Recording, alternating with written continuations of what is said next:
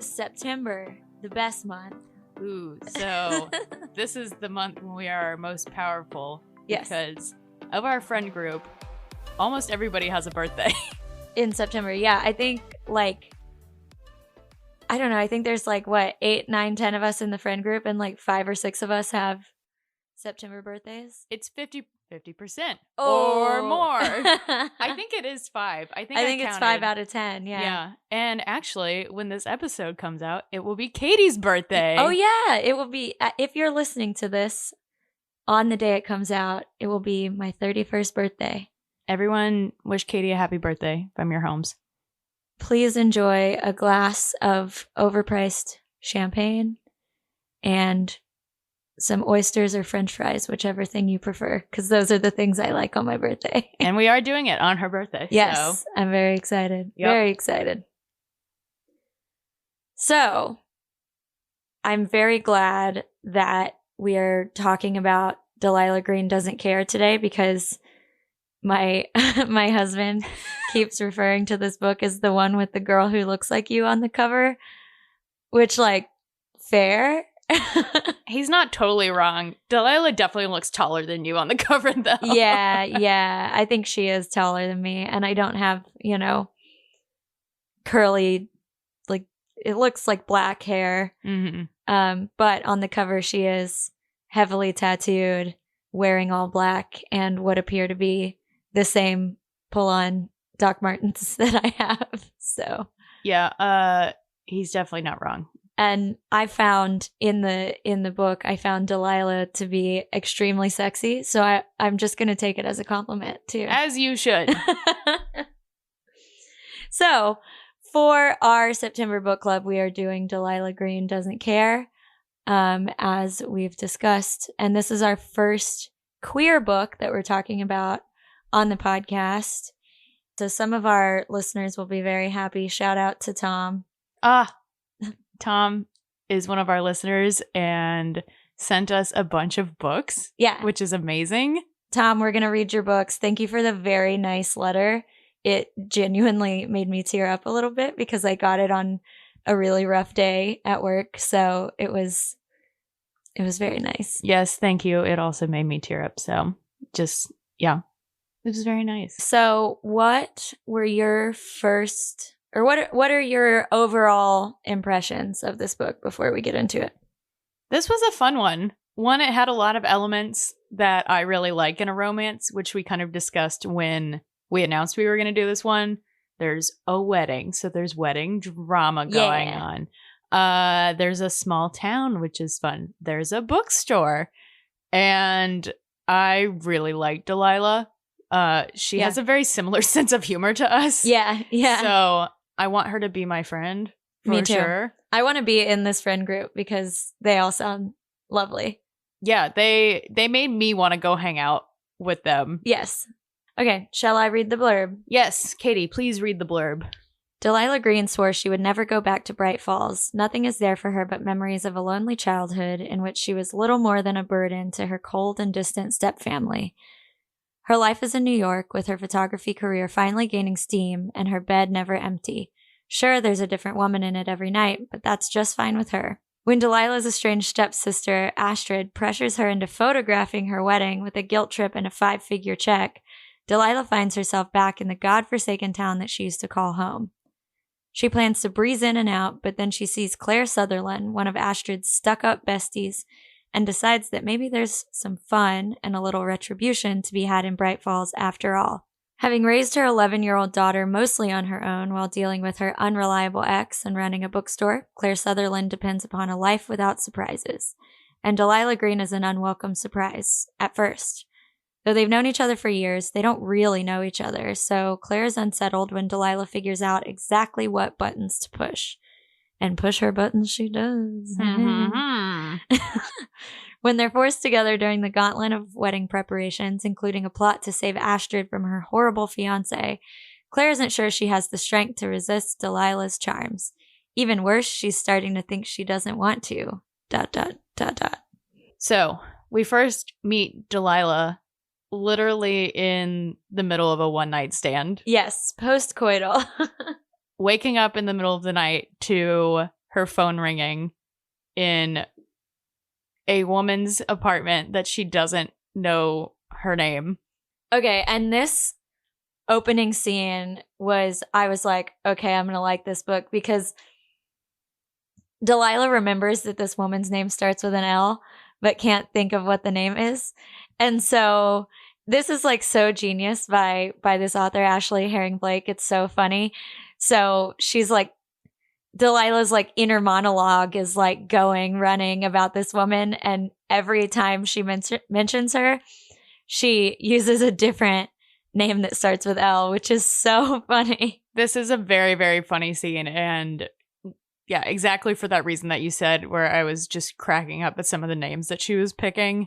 Right. Let me find some examples. Linda, Lydia, Lana, Lily, Leighton. Leighton is a good one. Leighton is a good one. You can tell that Ashley Herring Blake was like, shit, I gotta think of more L names to use in this. Lanier. That one's interesting. It's a name. Leah. London. Anyway, it's hilarious. Later, her name turns out to be Lorelai. Shout out to Gilmore Girls, I guess. But I guess.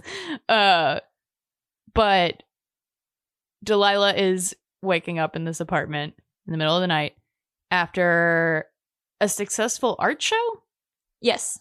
Delilah is a photographer who does this very artsy work that's mainly focused on, I think later she says, queer women, water, and anger, I think is what she says. Something like that. Yeah. And so she's at this art show and a woman invites her home, per kind of usual that we learn about Delilah is she gets around and she likes it that way. Yeah, so she gets this phone call from her stepsister, who is getting married, as we establish reading the blurb. And we learn pretty early on that Delilah has a pretty strained relationship with her stepsister and her stepmom. And one of my notes from early on in the book is like, is this a Cinderella retelling?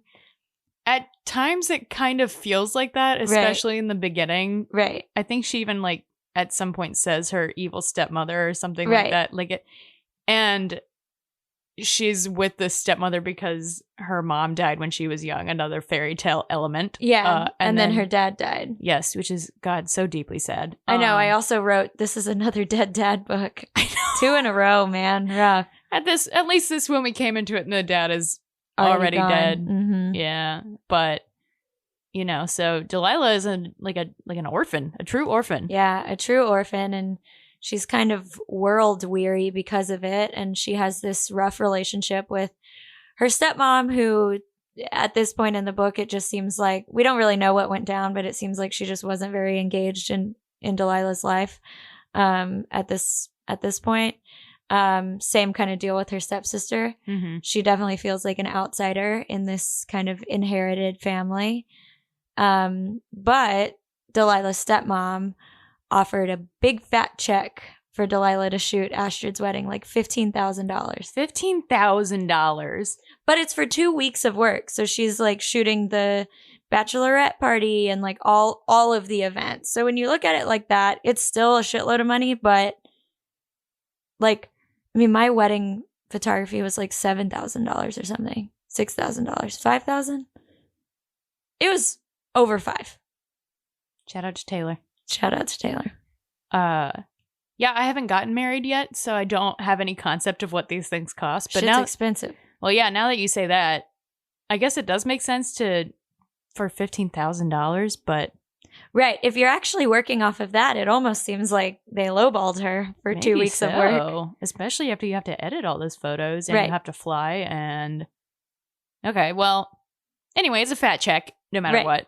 And Delilah doesn't have like a significant stream of income. She has like no dollars. So she's like, fuck, I gotta go do this. Right. And so she answers the phone. She and Astrid, who she keeps calling Ass. Which is so funny. Delilah is very snarky, which is why we like her so much. Yes. And she confirms to Astrid, who she's been avoiding for the past few weeks, that yes, she's coming. She's going to photograph the wedding. And you already know how different these two women are. Astrid is very proper and uptight. Kind of waspy is Yes. how I pictured her. Yes, she has big waspy vibes. Yeah. Whereas Delilah is this like artistic, tattooed, even physically opposite, dark, curly, unruly hair. And Astrid is blonde and proper and put together. Mm-hmm. And then you also learn pretty quickly on that Astrid still lives in their hometown, which Delilah basically, once she graduated high school, was like, hell no, I'm getting out of here, and moved to New York. Yeah, so the book starts, with Delilah in New York, but she flies home really quickly to the Pacific Northwest, to this town called Bright Falls, this small town, and she's staying at this quaint little inn. But our girl needs a drink when she arrives, and so she goes to the one and only local bar. Stella's, which is a good local bar name. A very good local bar name. I wish we got more scenes at Stella's, because I love like a go-to hangout type bar in a book. Yes, it reminded me of the pizza place they go to all the time in the Wilmette series. Yeah. So Delilah arrives at Stella's with her suitcase and everything, and then we shift over to the other part of this perspective of the book, which it's in third person, but it is dual perspective also. Right. Which is, it works for better, me. Yeah. And we meet Claire Sutherland, who is already there with her friend Iris. Who I love. Ooh, really? Yeah. I didn't like her. Well, I didn't like her at first, obviously, because she's such a bitch to like everyone. But I came around on her because I realized she's just kind of a little bulldog and protective. That's fair. I don't know if I ever truly warmed up to her. Even when she and, spoiler, I guess, she and Delilah kind of become friends. Right. And I think even then I was like, I'm holding a grudge for Delilah. Yeah, she was not the nicest. I wish we had gotten like a little more character development with her, because I did warm up to her, but I was like, I'd like to see more. Mm-hmm. Yeah. But she's very funny. She is very funny. A lot of the characters in this book are very funny. So we meet Claire and Iris sitting at a table in Stella's, drinking wine, and Iris basically decides Claire needs to get laid. Yells to everybody in the bar who basically wants to fuck this woman. Which is so funny. Claire is a single mom, which we learn at this point in the book. She has an 11-year-old daughter named Ruby. And she hasn't really had a relationship since she was with Ruby's dad, Josh. Yes, Josh, who they got pregnant, or she got pregnant when they were both 19. Yeah. And we also learn he was like her high school boyfriend. Yeah. Yeah. And I think they had even like been together for a little while at that point, but usually when you're 19 and have a baby, it's unplanned. So sure. And Josh reminds me of Rory's dad in Gilmore Girls. Yes. Right? Yes. Because we learn very early on that he has this reputation for just like swooping into Ruby and Claire's life, being a good dad for like a few days, and then he's just like, oh shit, I'm out, and then disappears. Yeah. Leaving Ruby obviously very upset, Claire pissed off, and a lot of times she says that when Josh would like come back to town, they would fall back into old habits and sleep together, and things would just always get more complicated. And Claire is lonely and she's sad and wishes the situation wasn't like that. Yeah, and so for all of these reasons, she has not had time for a relationship. She also owns a bookstore, and our girl's got a lot going on. She does. But Iris wants to get her laid. Yes, Iris wants to get her laid. And so Delilah is in the bar, but she's facing the bar, and Iris basically makes this little bet with Claire to like leave with somebody's number. Like not even leave with somebody, just get somebody's number. Yeah, which is a good challenge. Yeah. I respect it. Yeah, lower stakes. I get it. Ease her into it. And then so Claire goes rolling up to like this super hot woman she sees at the bar who is, no surprise, Delilah. Yes. And we learn that they all know each other. Yes. Claire and Iris are the best friends of Astrid, and they like all grew up together. Yeah, like Iris and Astrid and Claire like all would hang out at Astrid and Delilah's house, typical like middle school, high school girl stuff, sleepovers, just chilling. But Delilah was kind of an outcast for a myriad of reasons that we will learn throughout the book. But they do all know each other, but Claire doesn't recognize Delilah. Yeah, because Delilah got hot. Delilah got hot. She got really hot. So Claire, sidles up to the bar and starts flirting with Delilah. Delilah's drinking bourbon. Claire orders a bourbon. Obviously, Delilah's drinking bourbon. Yeah, because she's fucking cool. Which couldn't be me. Couldn't be me. I drink Cosmos. Delilah knows it's Claire. Claire does not know that Delilah knows it's her and doesn't know that it's Delilah. Right. And so Delilah's like, I'm gonna fuck with her. Yeah. And so she gets real flirty back and like she puts the moves on her, I guess, or whatever. Yeah. Delilah's hella flirty and Delilah's like kind of a fuckboy. She kind of is. Which is very funny. But yeah, so they have this very flirty moment in the bar, and then Astrid shows up and is like, what the fuck, Delilah? And Claire's like, what, Delilah?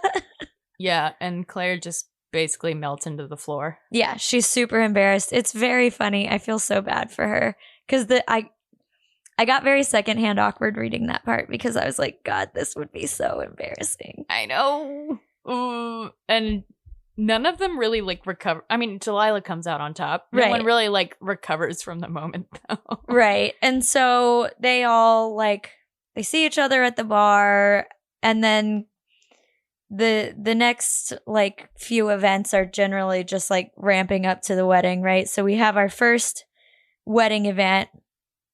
I don't remember if it's the next day or like within the first few days that Delilah's in town. This wedding is this is what I imagine was like the Kardashian weddings. Yes. Of like just 2 weeks of events. Exactly. So it's like a bridal luncheon or something? Yeah, it's like a bridal brunch or something at this like fancy like tea place. Okay, for a small town, it sounds very fancy for a small town. And I just need to talk about Delilah's outfit for this luncheon, because this is the moment that I literally wrote in my phone notes app, Delilah sounds hot. Because this outfit that she puts on, it's like the much hotter girl version of my favorite outfit that I wear all the time. She wears cream colored pants, which I pictured as my Aritzia pants. They are good pants. They are good pants. A black silk tank with the armholes are really low, so you see a bunch of side boob. My version of this outfit is just a black bodysuit. Heeled black sandals and gold chains. And I'm like, I would have a crush on this woman. Oh, absolutely. 100%. I do have a crush on this woman. 100%. And also, I want this outfit. Yes, I want this outfit. She also has really great tattoos. So she has a bunch of wisteria going up and down her arms because the house that she grew up in was called Wisteria House, and there's wisteria everywhere.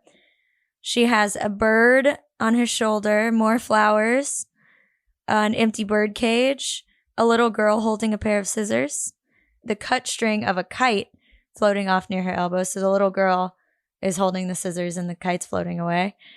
A tree half covered in some kind of leaves. I don't know what that word is. More birds, more trees, more flowers. And then we learn later on that she has like a cloud with a lightning bolt coming out of it. And it's like The storm in the teacup. the storm in the teacup. Yeah, there's a teacup underneath that it's like raining into, which I really like that one. I know. Are you going to steal one of these tattoo ideas? Well, I actually have the cloud and the lightning Yeah, you already. do. You don't have a space to put a teacup under it. I know, I would like a teacup. Anyway, all of this is to say Delilah sounds very hot and very cool. We also get a description of Claire, who wears a lot of vintagey clothing of like curvy polka dot things. Yeah, she has like cat eye glasses. She's very 2012 mod cloth. It goes with her whole vibe. Yeah, her whole vibe is sexy librarian. Yeah, which I'm into. Yeah. But yeah, so they go to this bridal brunch. There's this very cute moment between Delilah and Claire's daughter, Ruby, where she helps her. Like, Astrid's kind of a bridezilla.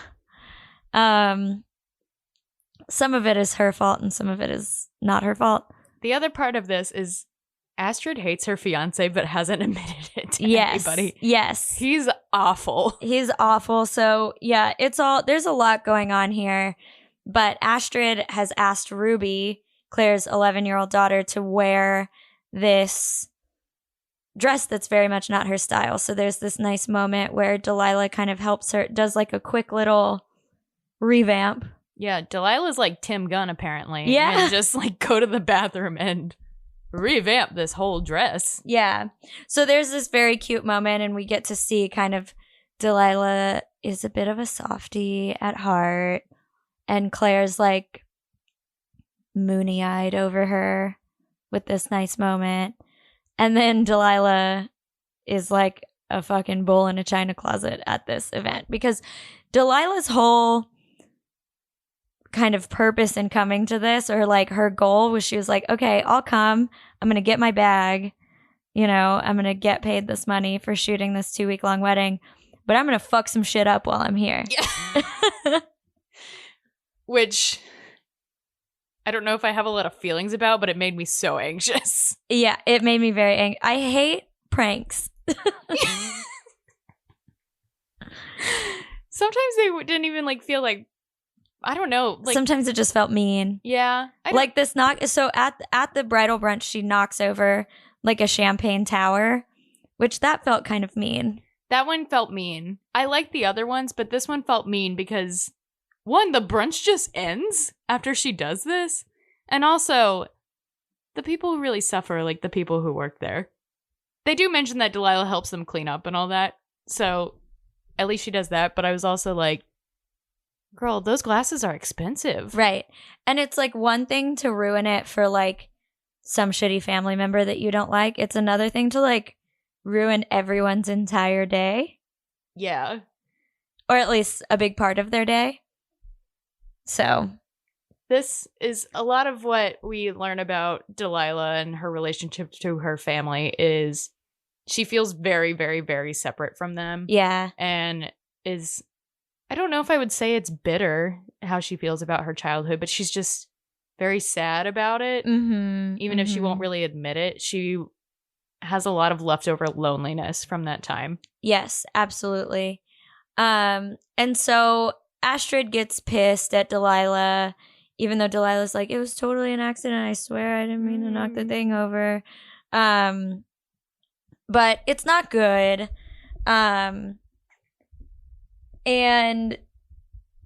at some point, I can't remember if it was this conversation between the two of them or soon after, Delilah basically out of nowhere is like, oh yeah, well I bet I can't fuck your friend. Oh, yes. So, this might have been in the bar.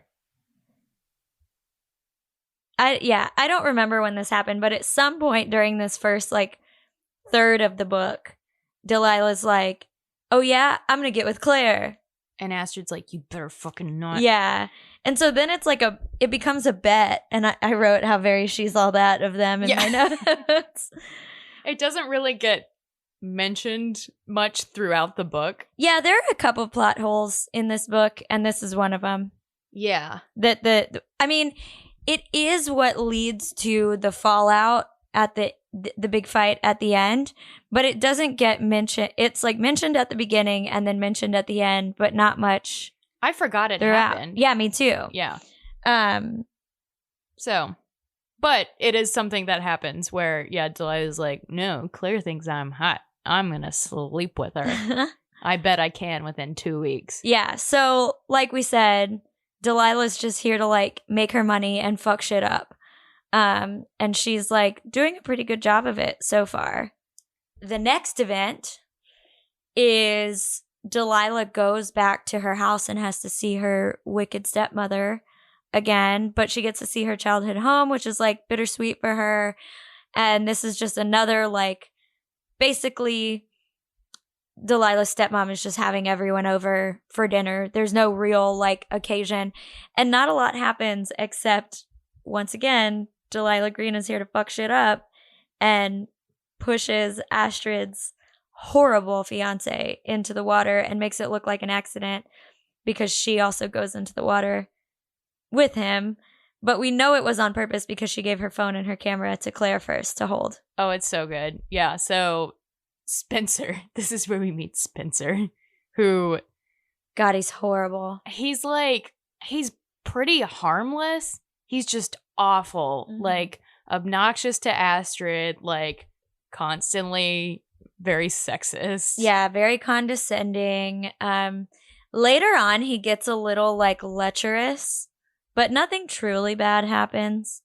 He reminds me of Warner from Legally Blonde. Yeah, except skeezier. Yeah, he's still skeezy, but like, you know, he's not abusive. He's just awful. He's just gross. I mean, we do find out later on that he like perhaps was a little emotionally abusive to Astrid. But at this point, all we know is that everyone hates Spencer, including Astrid. But Astrid hasn't admitted that yet. But it's clear she is like not feeling it. And no one really knows why she's marrying this guy. And Delilah's like, I'm going to fucking push this man into the water. Yeah, so she kind of, Delilah, Claire, and Iris all team up to basically make sure that Astrid does not marry this guy. Claire and Iris are into it because they obviously care about their friend. Delilah's into it because she wants to fuck shit up. Right. Yeah. So this is where we kind of get to start seeing these three women bond a little bit, like they're sort of breaking down Delilah's walls. And as we mentioned earlier, Iris is a huge bitch. But I think it's just because she, growing up, was super protective of her friends. And we learn later on, from Astrid and Claire and Iris's perspective, they thought Delilah was just being kind of snooty and ignoring them and didn't want anything to do with them. And Delilah thought they were doing the same thing to her. And so I think the reason Iris is such a bitch is because she just has a lot of like, she's like, man, you treated my friend bad and she's your sister, so I'm going to be a bitch to you. So it's not the healthy way to handle it, but it is kind of easy to see where she's coming from of like, you are awful to my friend. Why should I be nice to you? Yeah, all of this conflict that's going on in the book, for the most part, is just them not communicating. Exactly, because they were literal children when this happened. Right. Oh, no. I'm not blaming them at all. They were, again, literal children. Yeah, it's just like they were just a family that didn't talk to each other very much, and they're having to deal with it as adults. Yeah. So the next wedding event, they go on this vineyard trip, which is not a bachelorette party. It's more just like a weekend. It's a spa weekend. They're staying at this really nice hotel. It's on a vineyard, which sounds great. I want to go. Yeah. But they show up and it's the Claire, Iris, and Astrid. And then Delilah's there to semi-participate, semi-take pictures. And then we find out Astrid didn't book her a room. Yeah, which Astrid played off as an accident, but we later find out was purposeful because she thought Delilah wouldn't show up. Yeah, this is a sad moment in the book. This Yeah. makes me really sad. But it means we also get only one bed. Bo, bo, bo, bo, bo. I feel like we need a jingle for when only one bed I comes. know. I'll just do the rap horn myself. Only one bed. So, Claire and Delilah are like, we'll share a room. And Astrid's like, no, because she knows that Delilah's trying to get into Claire's pants. But Claire's like, oh, I'm just going to be nice and do this. It's totally not because I'm attracted to this woman. Definitely not. They've been like flirting on and off. Claire is like, I'm not doing this. I'm trying to resist. But she does offer to. So we get two big moments on this vineyard trip between Delilah and Claire. One is they kiss. Obviously, they were. It's only one bed. Something has to happen. Something has to happen. There's only one bed, obviously. But then we also learn that Claire is like basically the reason that Delilah's photography career exists the way that it does. Yeah, this is interesting. It's strange, but yeah, we find out Delilah confesses that like she was interested in photography and she wanted to do photography, but she wasn't really sure like what type of photography she wanted to do or like how she wanted to do it. And then she took this one photo of Claire after her like in the midst of this like mental breakdown because of her deadbeat baby daddy, where she was like in the water and crying and just like totally anguished. And it was that photo that like made Delilah's work like start being noticed. And like she like started using this like you said earlier, this like water and queer women and stress kind of theme. Yeah, she doesn't show anyone the photo of Claire, but it becomes like this, I want to get that back. That vibe, yeah. That vibe. And yeah, she admits it to Claire after they have this. Is it before or after they make out? I don't know. They're having this like very intimate conversation both before and after the makeout. It's like the first like little bonding romantic moment. Yeah, right after they kind of have a good friendship bonding moment with Iris of where they're all sitting around the table eating really good food and drinking wine, which, wow, my kind of evening. Yep. They did not fuck up and order an espresso martini at the end of the night like we did last night, though. Oh, I've no regrets. It was great. Katey and Abigail did not feel good this morning. No, we did not, but it's okay. So that's really the most that comes out of that vineyard weekend. They're like, throughout this book, there's a lot of, it's like a 400-page book. This is a long book. It is a pretty long book, which I didn't really realize when I started it. Right. I did just because I read it. I have the print copy, and I was like, damn, this thing's thick. So a lot happens in this book, but they're like all little, like a lot of them are really small side moments that just help with character development. Really, there's like this book is definitely one. So I always think about in the app Storygraph, which is sort of like Goodreads. You can, when you're reviewing a book, you can say whether it's more about like plot centric or like character development. And even though there is a lot of like things happening in this book, I feel like it's all just like Delilah's personal character development journey. So there's not necessarily like, there is a plot obviously, but it's more just like about Delilah's evolution. Yeah, while she's back in her hometown and, you know, fighting with her demons and all that. Exactly. So all of these little moments are just like Delilah getting closer to Claire, but also coming to terms with what happened to her in her childhood, you know, dealing with her grief, her dad dying, dealing with her stepmom, dealing with Astrid, her stepsister, and how all of that like still has an impact on her, even though she's like living in New York, bad bitch photographer, living the dream.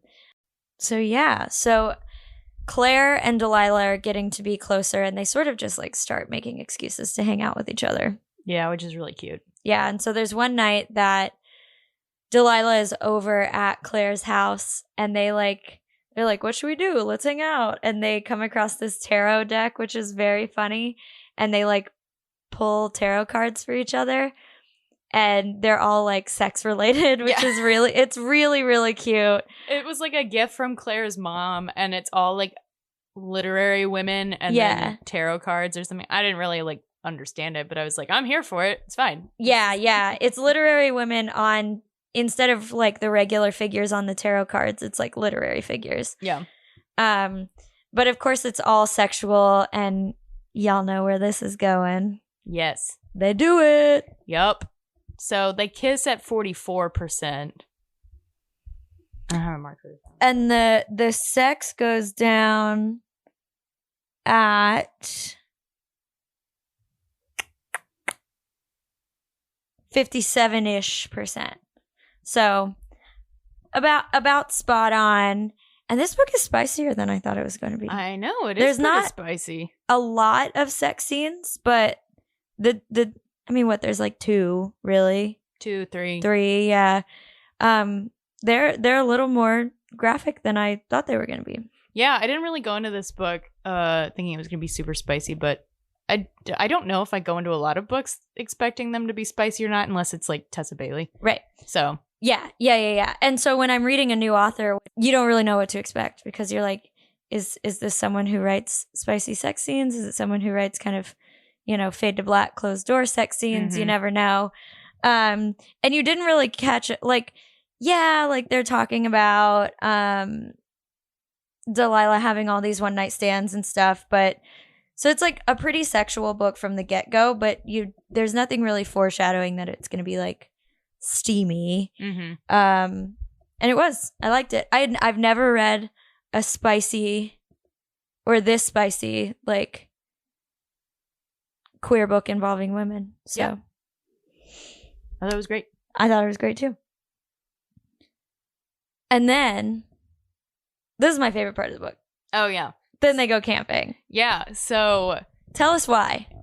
So Claire is being kind of protective mother here, and Josh, who is in town right now, and he's been hanging out with Ruby, and things are going pretty well, but Claire can't let go of, obviously, what's been going on that he's left in the past. Yeah, Claire is skeptical. Claire is definitely a helicopter mom. Yeah, and like I can't blame her. It makes sense. And Ruby's still pretty young and has already had her heart broken by her dad. Yeah, but Claire's like overly anxious. Like she'll like show up at Josh's apartment when like Ruby is supposed to be with him. It's like, it's kind of stressful to watch, but you also feel for her because you could tell she's just like really, she doesn't know what to do when her daughter's not around. Yeah, which I feel like is probably how a lot of single moms feel. For sure. So they get this idea to join Josh and Ruby on their camping trip because they want to break up, sabotage Astrid and her fiance. The idea is that, Claire suggests that she'll just go with them, but then Iris or one of the other women decides that no, we should bring Astrid and we should all go with you. And so Claire calls Astrid and is basically like, I can't be around Josh without sleeping with him. And then Astrid, because she's a good friend, agrees to go. Yeah, and so the idea is that they're going to get Astrid there away from Spencer and try to get her talking about the relationship. Yeah, Astrid is very closed off. She doesn't really want to talk about it. She never talks about Spencer anyway. Because she hates him. Yes, because she hates him. We know why, but she never offers a window for her friends to be like, hey, maybe you shouldn't marry this guy because he sucks. Right. So they all finagle this camping trip, but they get there, and who gets out of the car but Spencer in his like nice leather shoes. Which I hate Spencer, but I did a fist pump at this part of the book because I knew the drama is coming. Yeah, we knew it was going to get messy, and it does. So everyone's like, fuck, Spencer's here. God, that sucks. Ruby's having a great time. I wrote in my notes that I don't normally love kids in like romance novels because I don't know. I feel like sometimes they're not always well written, or maybe they're cheesy, or or it takes you out of the romance a little bit. But I love Ruby. She's such a cool kid. She's so cool. And I love this little relationship that she has with Delilah, where Delilah sees a lot of herself in Ruby. Ruby's kind of an artsy kid. She's really good at drawing, and she gets really interested in Delilah's photography. Mhm. And they just like develop this little friendship, which I really liked seeing, and it is really cute. It's very cute. So Ruby's having a great time. She's spending time with her dad. She's spending time with her mom. She's spending time with her new friend Delilah. Spencer and Astrid are not having a good time. They go on this hike. Yeah. They're all supposed to go together, and then Claire kind of bails on them because she has a panic attack, kind of. Yeah. So Josh takes Ruby to the swimming hole and the hot springs. Yes, we're in the Pacific Northwest. The hot springs, and Claire basically has like a panic attack, like because Ruby could. She just spirals. Right. Basically. She's like, oh my god, she could drown. Like all of these, like definitely illogical, like anxiety thoughts. Yeah. And Delilah had stayed back too because she was like, I don't want to hike, y'all. I'm not about this. I'm Delilah. Yeah, I'm Delilah. So Claire comes back, which leaves Iris on this horrible hiking trip with Spencer and Astrid. And Iris is like, what the fuck, you guys? Are you kidding me? Mm-hmm. Like, so they're gone. Delilah and Claire have some little cute moments together. They have like a little argument because Delilah starts to get a little jealous because she heard what Claire told Astrid about, oh, I can't be around Josh without sleeping with him. So Delilah's like feeling self-conscious. Yeah. Which is funny. And Claire's like, what? No. Are you crazy? Yeah. So they have this nice little moment. They go find Josh and Ruby. But then the others come back from their hiking trip. Delilah and Claire also bang in the tent. They bang in the tent, yeah. Which is great. Yeah. But yeah, Iris and Astrid and Spencer come back and they look awful. Yeah, they look super haggard. And it's because, like, we find out that Spencer decided he was some mountain man and was going to go off the trail. And, you know, that's like the number one thing that you don't do. You stay on the Stay trail. on the fucking trail. Don't be an idiot. Yeah. Spencer's an idiot. So yeah, that was very, very dramatic. But nothing truly bad happens. And I guess going back, like, but right before this, before Josh took Ruby to the hot springs, him and Claire got into a fight because Claire was like, I don't want you to take her there. And Josh is like, I'm never going to be good enough, am I? And Claire has this kind of moment where she's like, well, if my kid doesn't need me, then who does need me? Then who am I if my kid doesn't need me? Mm-hmm. And that's what starts this whole spiral. So we get this like really sad but nice like character development moment with Claire, because she's starting to kind of realize like why she's like kind of messed up. Mm-hmm. Yeah. And Delilah does a really good job of comforting her sexually and like emotionally. Yeah, she does what she needs to do. But then my favorite moment on this camping trip. Oh man, tell us about it, Katie. These women are like, how are we going to fuck with this guy? Meaning Spencer.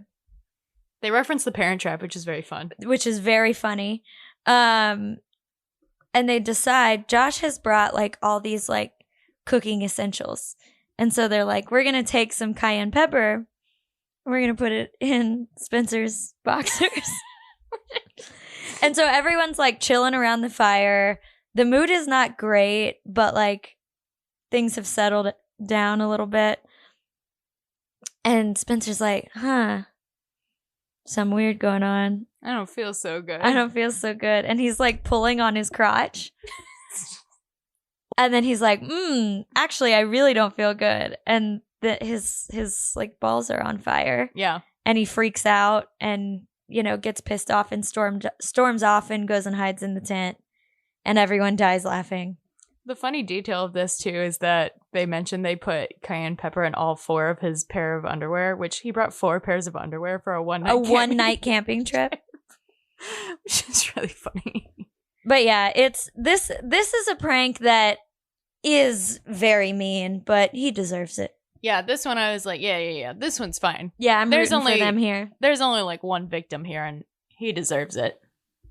So I'm on board with this one. And it does feel very Parent Trappy. It really does. It's very like put sugar in the mosquito spray. Yes. Oh, which they say that they're going to do to him. Yeah, they reference that, yeah.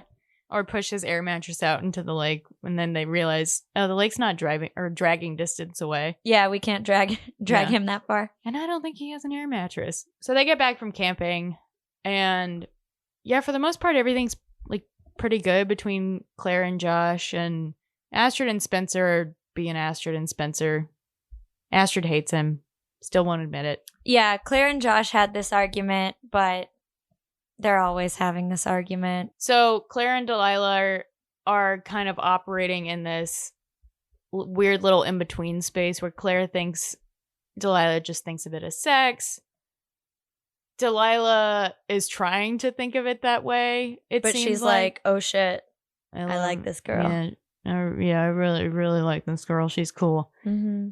And Delilah shows up at Claire's door and takes her on a really cute date. Yeah, they go roller skating. It's so fun. It's really cute because, yeah, Delilah shows up and Claire is, I think she's like wearing sweatpants or something. And Delilah's like, I want to go somewhere. And Claire's like, where? And Delilah's like, I want to go somewhere I can hold your hand. Yeah, so they go to like a neighboring town Mm-hmm. because they're still keeping things on the DL. And they go roller skating. It's very sweet. And so this is their first like date. And so they're kind of like, as of now, like together. Yeah. Like it is a proper date. They go roller skating, they eat pizza there, and then they come home and they have very intimate sex. Yes. Yeah. And that's when Delilah really has her oh shit moment of like, I really like this woman. And then she has this entire time in her hometown, she's like, maybe this place isn't so bad. Maybe these people aren't so bad. And maybe it is nice to have somewhere and something and someone to belong to. And she's like, it wouldn't be so bad if this were not just sex. Yeah. So. But then we get to the next and spoiler alert, final wedding event because we never make it to the wedding. No, we don't. Which we knew was going to happen because there's a sequel to this book about Astrid. So I knew the wedding wasn't going to happen the entire time, but we didn't know how. And it did not happen in the way that I expected. Me neither. Yeah. So Claire and Iris drive over to Astrid's house to pick her up for what is actually going to be their bachelorette party. Mm-hmm. And Astrid is on the front porch throwing Spencer's things into the lawn, which is also very Gilmore Girls. Yeah, and so I was like, oh, was he like cheating on her? Like, what was going on here? Turns out he bought a house for them in Seattle. Without telling her? Yeah. And like, there was like something that happened earlier in the book where they kind of hinted like, oh, we're going to move to Seattle eventually after we get married, like in X amount of years. But he went and bought a house in Seattle without telling her, without showing it to her. And so this is the reason that she finally pulls the plug. I wanted so much more like salacious drama out of this. I know, me too. Like I wanted him to have done something horrible. Have a secret family or something. Exactly, yeah. And I genuinely thought it was going to be something like that. Yeah, and like what he does is horrible. But right. It's, as far as like, you know, romance novels and whatnot goes, it's not that dramatic. Yeah. It's not low stakes by any means, but it's, you know, it's kind of like, what the fuck? That's weird. Right. But I think it's like, you know, we understand as the reader that for Astrid, this is just like the nail in the coffin. So I don't even think it's it's not even that it was this event necessarily. It was like all of these things and then this. And so she's like, fuck this. Like, I'm done. Yeah. And he says these awful things to her, or he's like, you got to get out of this small town. You don't want anything else. And then he mentions her friends. He like insults her job. Like, yeah, he's awful. He sucks. And, you know, we kind of find out throughout the rest of the book that the reason that this is kind of the nail in the coffin is because Astrid is like, I have never once had control over my own life. It was either my mom calling the shots for me, or then in this relationship with Spencer, he was calling the shots for me. And so I think that kind of explains why it didn't have to be a big moment to end the relationship. Like, she was just like, and this too, on top of all of it. Yeah, Spencer basically assuming that he's going to force her to move to Seattle within like, you know, a couple weeks or something. Right. Like right after the wedding, which is truly insane. Yes. Oh, it's a big deal. It's a bad thing, but not as soap opera-y as a lot of things. In terms of romance novel drama, it is not the highest level of drama. One of those things you could find out about your friends doing that you're like, ooh, weird. But not like, ooh, weird. Yeah, it's not like, oh my God, break up with him immediately. But because he's so awful in all these other ways, it makes sense. Yeah. So yeah, they just, like, good for Astrid. She's just like, bye. Get out of my house. Yeah. I'm done here. And yeah, so then, like, this whole chunk is kind of these women coming together to help Astrid. It's very nice. Like, Astrid is super depressed, but she's like still giving out tasks to her friends to help them cancel stuff, which, like, I see a lot of myself in Delilah, but I also see a lot of myself in Astrid because you know that if some horrible shit happened to me, I would still be like, hey, I'm going to send you a to-do list to help make florist. Yeah, exactly.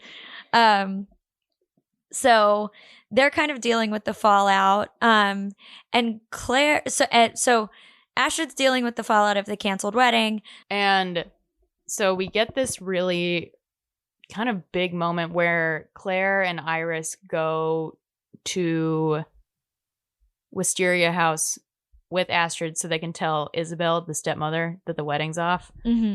And they asked Delilah to come, which is really nice. It is really nice, yeah.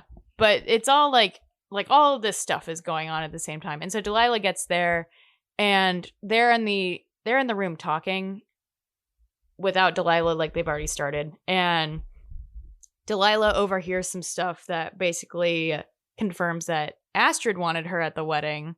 Isabel couldn't give two shits. Yeah.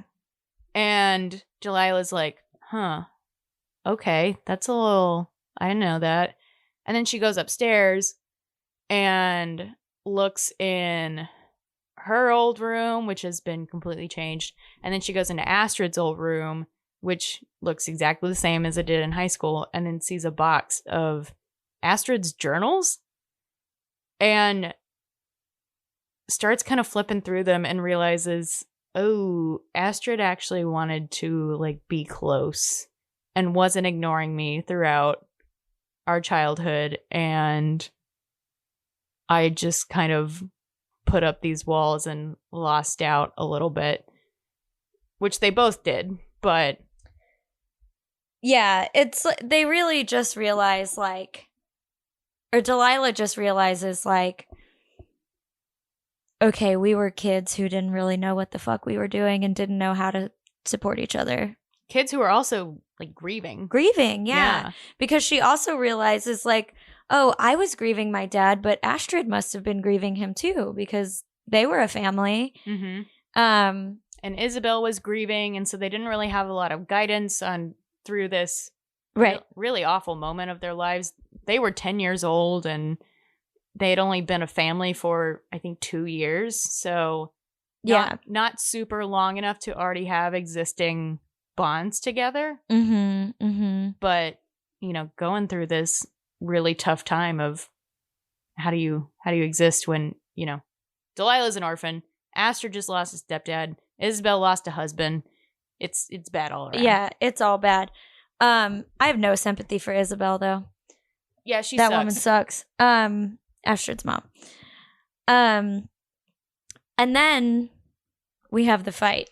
Yeah. So Claire comes upstairs, and it doesn't start out as a fight. It starts out as a nice moment, and then it just takes a turn. Yeah. So Claire comes upstairs and sees Delilah, and they start talking, and Claire's like apologizing, like, "Oh, I'm so sorry. I was gonna walk you inside," and things like that. And Delilah basically tells her she's gonna stay and that she wants to be with Claire. And then they start making out on Astrid's bed. Yeah. And then Astrid walks in. Yeah. And she's pissed because duh. Yeah. And then so Astrid is angry and lets slip that Delilah had said this at the beginning of the book where I can bed your friend in 2 weeks. Right. And so Claire is, of course, upset.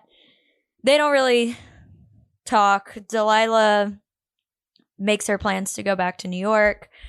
But while Claire is at this super low, her baby daddy Josh falls off the map again and stops responding to text messages. Claire's upset. Ruby is upset. Shit's bad. Iris and Astrid show up to support Claire because she's like, fuck, I can't believe he did this again. But it turns out all of this was a misunderstanding too, because Josh, being a dumb man, did not tell Claire that he was going to be out of town for a few days and didn't have phone service because he was building a house out in the country, building a little cabin, an A-frame cabin that sounds fucking cute as shit. I know. So he had like texted her, but he was already on the road. Yeah. And none of his texts went through.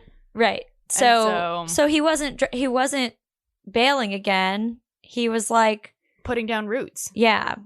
So that's all very nice. Iris punches him though. Iris punches him, which is like, he deserved it. I'll take it. Yeah. So he shows up at Claire's house like while they're all there, right, to explain what happened basically. Right, because he sees the 400 messages and calls from Claire and he's like, oh fuck, I have to go do damage control. Yeah.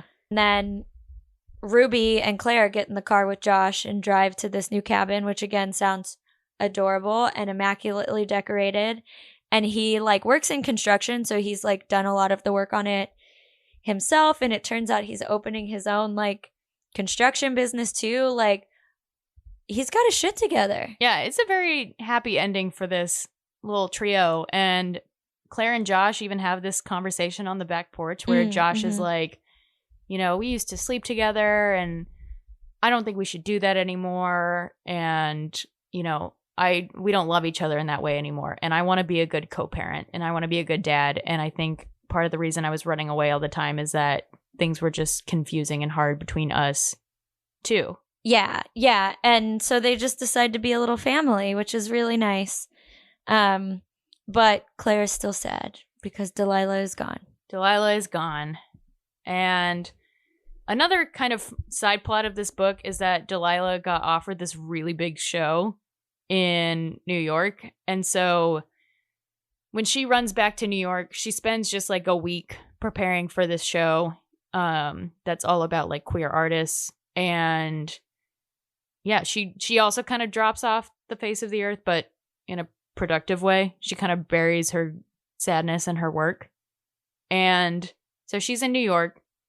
She's at the show opening and she's showing all these photographs. Some of them were like work that she had already done. And one was a new piece that she had taken while she was in Bright Falls that she called Found. And it's a self-portrait, which is kind of rare for what she does. And then she also shows the photograph that she had taken of Claire. And who does she see at the show looking at said photograph? Ooh. Astrid. It was kind of a little twist. I know. I was expecting it to be Claire. I was too. Yeah, but Astrid comes to New York to go to Delilah's show and they make up and it's really, really nice.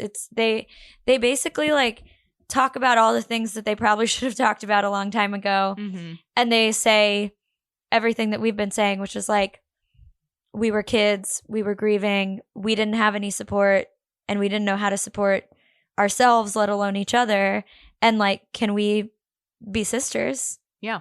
And it's so nice. It is really nice. I was really glad we got this good sister moment of them deciding to try and be friends and be sisters, even though they are very different and they've got kind of years of angst built up around each other.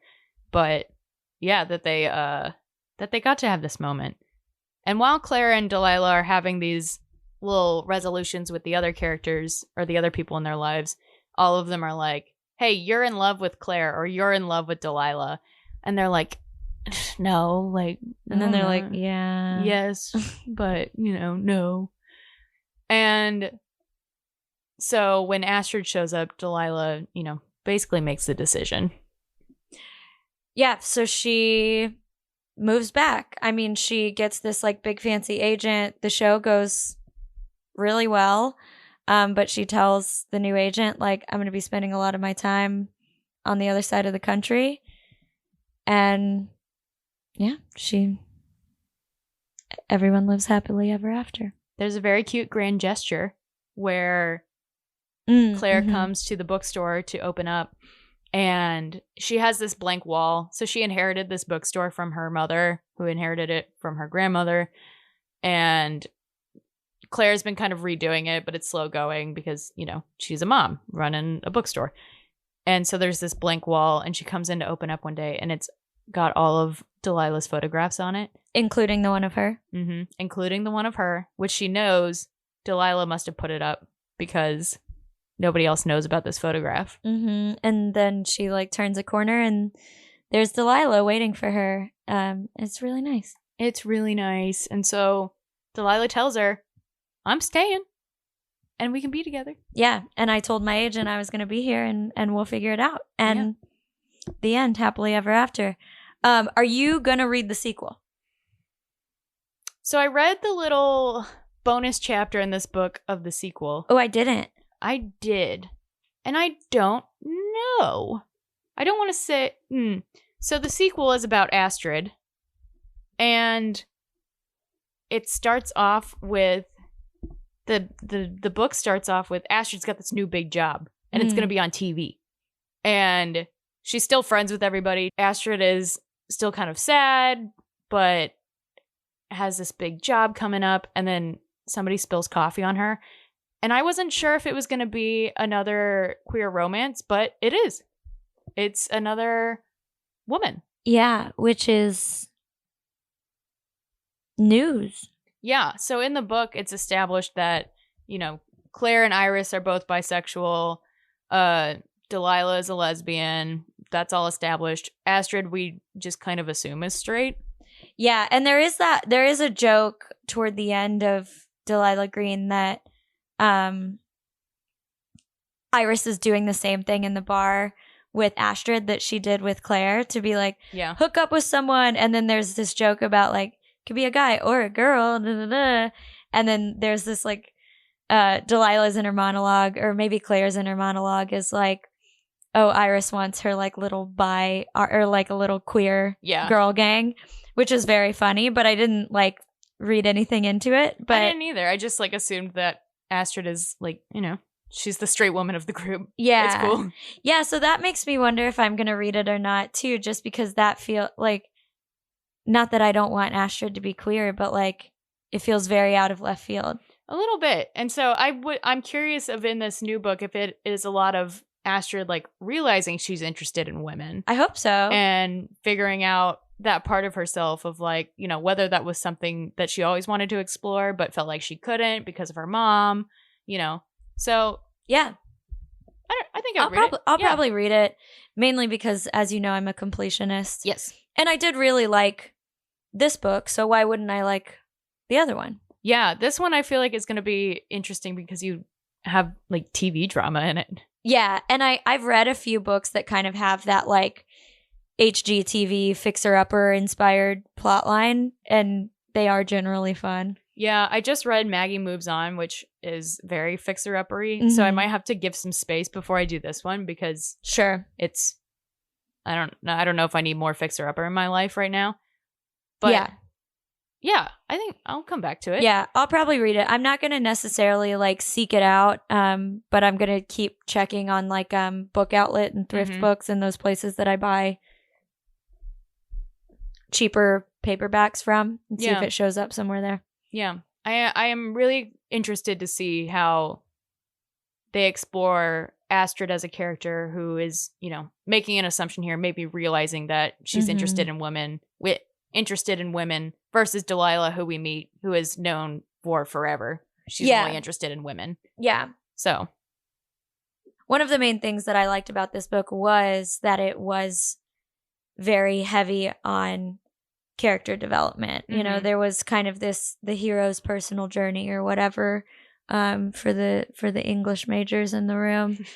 But I really, you know, sometimes I like just romances that are just like straight up just about the romance, no side plots, no nothing.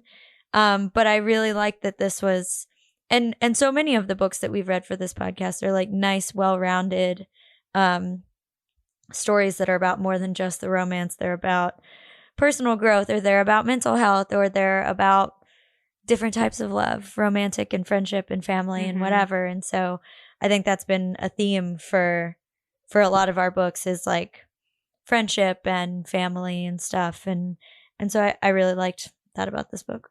Yeah, one thing I did really like about this book that we didn't get to talk about as much, but I really liked seeing Delilah realize she could have friends, which is something that, you know, she kind of hasn't allowed herself based on a lot of the loneliness that she felt as a kid. Like, everyone thought she was really different and really withdrawn, and that they wouldn't want to be her friend. And so as she starts to get to know Claire and Iris more, she has these little moments of like, this is really nice. And I really liked that. And I really, like I said, I really liked that we got the moment with Astrid and Delilah, you know, making up basically, or deciding that they want to try and be friends, and Delilah allowing that to happen where she hasn't before. So before we started reading Delilah Green, I actually started reading Bet on It by Jodie Slaughter, which is, as we refer to it, the bingo romance. Yes. But I realized that I needed to read Delilah Green because we were getting close to recording. So I had to stop that, and then I finished Delilah Green yesterday, or maybe the day before, and started reading Bet on It again. So I'm not very far into it, but I'm kind of in a reading slump. I'm having a hard time finding motivation to like want to read. I'm glad you said that, because I am too right now. Yeah. I think it's the back to school. I think so too. Like, we're both really busy at work right now with, you know, back to school things. And so, yeah, I was definitely feeling that this week. Yeah, I've been like, you know, I really loved Delilah Green, but I was like, I just don't feel like reading. I don't feel like reading anything.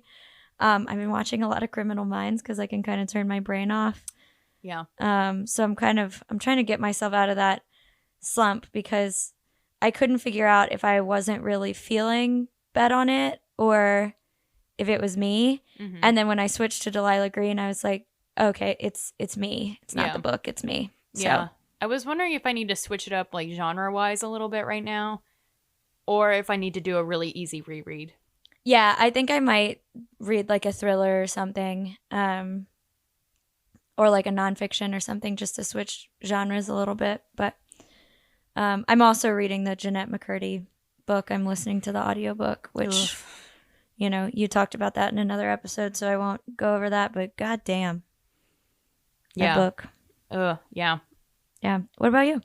So, same kind of deal, which I was kind of surprised when you told me you had to put down one to finish another, because you can do multiple at once and I can't. Yeah, it's because of my slump. Yeah. So, I was reading The Roughest Draft, and I'm about halfway through it, but I had the same thing where, you know, my calendar's a mess right now. My brain's a mess right now. And so it was like 5 days ago, and I was like, oh, shit, I got to finish this one. So I had to put down The Roughest Draft, and I finished Delilah Green actually like a couple hours ago. Yeah. And like we said, there's a long book. Yeah, it's a pretty long book. And it's just been really busy time. We were out celebrating Katie's birthday last night and her husband's birthday, joint birthdays. So again, the espresso martinis, the Negronis, the wine. Great ideas, bad ideas. Yeah, I'm very tired. Yeah. But after Katey talking about the roughest draft so much, I'm giving it a shot. I don't know how I feel about it quite yet. I'm interested to see how I will feel at the end of it. And you noticed today that our friend Madeline gave it 2 stars on Goodreads, which, Madeline, if you're listening, text us because I want to know why. Yeah. I'm interested to see if I will... I don't think I will love it as much as you did, but... I didn't love it the way that I loved a lot of the other books that I've really evangelized on here, but I did really, really like it. Yeah. I'm having trouble connecting to some of the characters right now, so. Yeah, which I think will be remedied. Okay. Yeah. I think. Nice. But, so, in October, we are doing another 2 book club month so that we can do 2 spookies. Yes. We are very powerful in the fall in general. Yes. This is our peak season. Peak season. Yeah. Despite, maybe how tired we sound right this second. We are... Fall is our time. Yes. So we're doing 2 book clubs in October. The first of which is the new Sally Thorne book, which I haven't heard from Sally Thorne in a minute, so I'm kind of looking forward to diving back in. It is Angelica Frankenstein Makes Her Match, and it is literally what it sounds like. This woman builds a boyfriend. Yes. It is sure to be a little ridiculous, but it's kind of fun in like a spooky romance. I feel like all spooky romances have that air of being even more ridiculous than a regular one. Right. They're all going to be ridiculous. Yeah. Which, that's what I'm here for. I want, a weird, cozy fall book. Yeah. And then so for our second October book club, just so you can plan ahead, we're doing Go Hex Yourself by Jessica Clare, which is, we've got Frankenstein romance, and then we've got a witchy romance to round it out. So we actually had a hard time picking spooky romances. So if anyone has any recommendations, please hit us with them because I would like to read more spooky romances. Yeah, I feel like I have 3 witch ones in my NetGalley that I'm looking forward to, like the sequel to the X-Hex, which I thought was really fun. Yeah. And also cozy at the same time. Yes, very cozy. Yeah, which was exactly what I want from an October romance. Right. And it's also witches, which I don't know. I feel like witches are the most fun. I agree. I'm interested in the Frankenstein situation. So we'll see how that goes. But excited for both of those. And you can buy them both, as you all know, on our Bookshop. Yes. Which will be linked in the episode description. Yes. Shop our Bookshop, support the pod. Great way to do it. And you get books out of it. And if you're listening to this on the day it comes out, it is my birthday. So please go tell me happy birthday. Tell Katey happy birthday and also shop our Bookshop at the same time. For my birthday, buy a book for yourself. Yeah, Katey, what do you want for your birthday also? I want you all to buy a book for yourself. Great. In the name Preferably of Katey. One of my faves, which, we've got every book we've mentioned on the pod linked on our Bookshop page. So you can assume that those are my faves. We should do a Abigail and Katey 5-star section. Ooh, yeah, we'll do that. We'll add that. It may not be out by the time y'all are listening to this, but it will be out soon. We'll do it. Yeah. So we will see y'all in a couple of weeks. Thanks for listening. Yeah, thanks for listening. Go read.